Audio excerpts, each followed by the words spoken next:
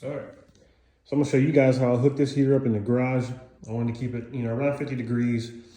Pick this heater up off of Facebook Marketplace. You can get them on Amazon for like $100. Nothing real crazy.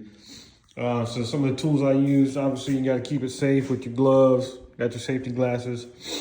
We got hammer to beat some stuff. You got these to cut some stuff, and you can pull some stuff. That's where you can write down all your measurements so you don't forget. You got some bits, the manuals. Make sure you check that power's off before you do any of this. Some random screws, some clamps, some anti-shorts, a sweet bolt that I found in my toolbox that I actually needed, and then some wire nuts. I went ahead, I got some of these 13/16 staples. I got the Cadet line volt thermostat from Home Depot. It was like 30, 35 bucks, something like that.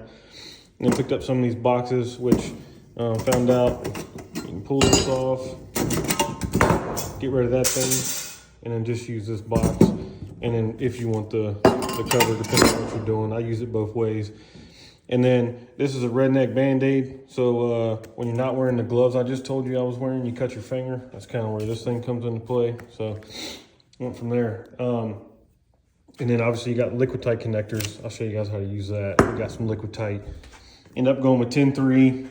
I only really need 10-2 for this one, but you do need 10 gauge because I'm on 240 volt.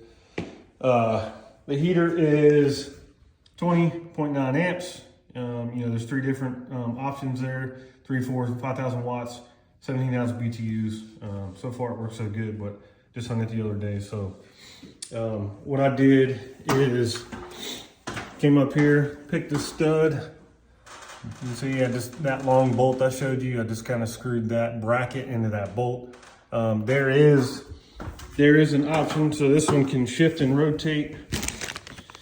But I used this bolt. The bolt they sent was, it was just junk. It wouldn't even go through the drywall. Got 5/8 drywall, 2x6 frame for the garage. So 2 3/4, it went good. I think the heater's probably like 15 pounds, so it holds pretty good. Once I hung that up, I basically hung the heater off with the clamp just so I can kind of mock up where I needed the flex to go. And then once I had that, I went ahead and drew my lines out. Kind of drew these nice and straight, just because I didn't want them to look like crap when it was done. But I plan to keep this unfinished. That way, if anything does happen in the boxes or along the cable, I can just pull the drywall off. Who knows? I may finish it, may not. But once I cut that out, I went up, marked out where I needed my box up there, where I needed my box down here. I had to put backing in because I wanted it to be flush mounted. So I went ahead and put 2x4 backing in there. Once I had the boxes ran, came down here to the old MC, and this is where things got tricky because I've never dealt with MC before. So shout out to you if you know how to do all this, because this was my first time. But come over here and grab one of these anti-shorts, and then go through about 100 of these damn things because they're a pain in the butt. But what you do is, however much slack you want in your box, you basically, I did it the hard way. I just uncoiled this. But if you take pliers and you put them on opposites and you spin it the opposite direction, this will peel right apart. Then you can cut it with a pair of like side cutters. Pull that off.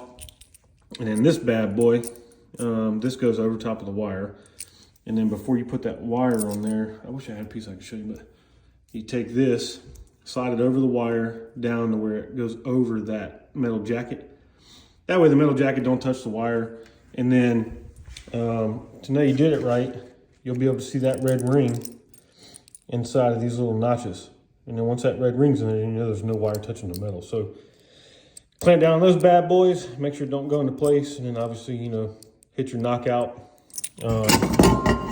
Hit your knockout in the box, and then that bad boy goes in there like that, and then hold your wire straight. So once I ran all the wire, really, I had to run some extra up there to give me some slack. So I ended up running this thing like 2 or 3 times before I figured out how much I needed to cut.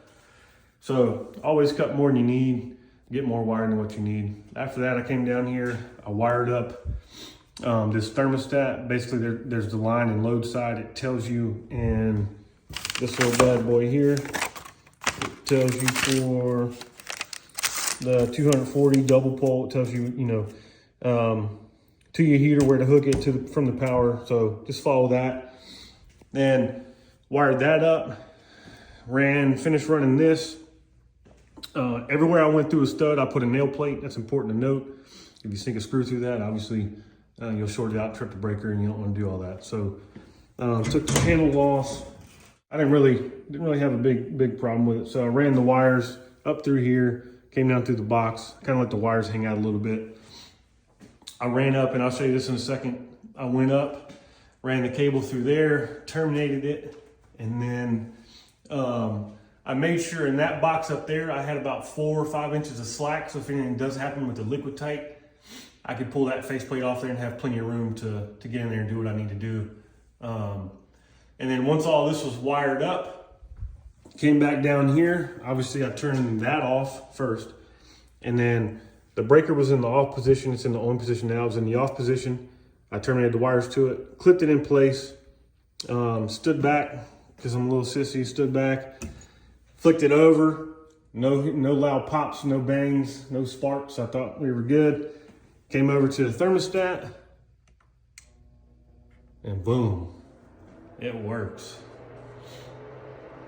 which is good. And the reason I say that is because, let me turn this off so you can hear. I'll show you on the one line, but when I came up here, there was no video to show me on this heater how to hook up external thermostat. So you got an internal thermostat, if you guys can see, but internal thermostat right here, and it would have fought against the external thermostat. So what I did, you see the wire nuts here. I took incoming power, outgoing to, you got your fan motor, there's a heating element over there, and then you got your heating element, and then you got a, like your power light, and then your overheat light and all that stuff. I basically ripped all these off and just figured, hey, got to get power to here, to there. So I just wired them together. They say in order to use an external thermostat, you got to have another power, like a termination block, along with a small mini transformer. And I ain't getting into all that. So I figured I have 2 more of these heaters laying around. So I figured if I blew this one up, then I can just throw another one in there and learn from my lesson. But it worked. And I'll show you, jump down here to the one line.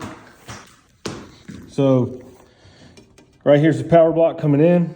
Here's that thermostat I was telling you about.